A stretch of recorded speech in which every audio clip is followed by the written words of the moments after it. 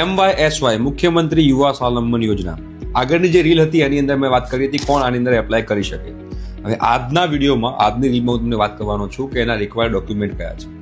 આપણે આખી યુટ્યુબ પર પણ આની એક સિરીઝ ચાલુ કરી છે જેમાં તમને A to Z રિક્વાયર્ડ ડોક્યુમેન્ટના ફોર્મેટ પણ કેવા હોવા જોઈએ એ યુટ્યુબમાં હું બતાવવાનો છું.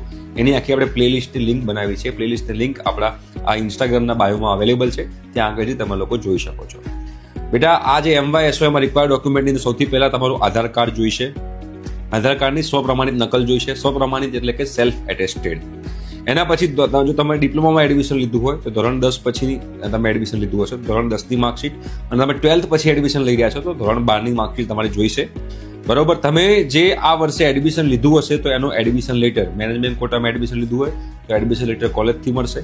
બરોબર છે. તમે ACPC થ્રુ લીધું હોય તો ACPCનું એડમિશન લેટર, અને તમે લોકોએ ઓલ ઇન્ડિયા કોટામાં એડમિશન લીધું હોય તો એનો એડમિશન લેટર જે છે એ તમારી પાસે હોવો જરૂરી છે, એ પણ સેલ્ફ એટેસ્ટેડ.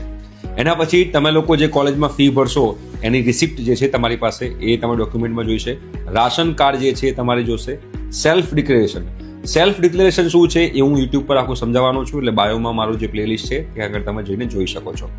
એના પછી તમારા ફેમિલી ઇન્કમ સર્ટિફિકેટ, જેમ કે આમાં ફેમિલી ઇન્કમ ક્રાઇટેરિયા છે 6 લાખથી ઓછો હોવો જોઈએ, તો ઇન્કમ સર્ટિફિકેટ જે છે એનું તમારે જોઈશે. તમારી જે કોલેજમાં તમારું એડમિશન થયું છે એ કોલેજના પ્રિન્સિપાલના લેટર હેડ પર તમારું જે છે એક પ્રમાણપત્ર જોઈશે. એનું ફોર્મેટ પણ હું યુટ્યુબ પર બતાવવાનો છું.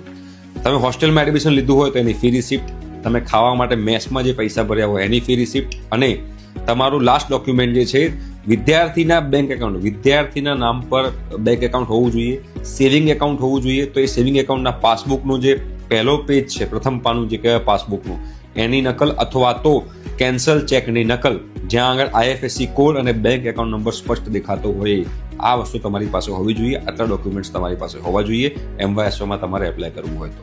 ઠીક છે. Thank you.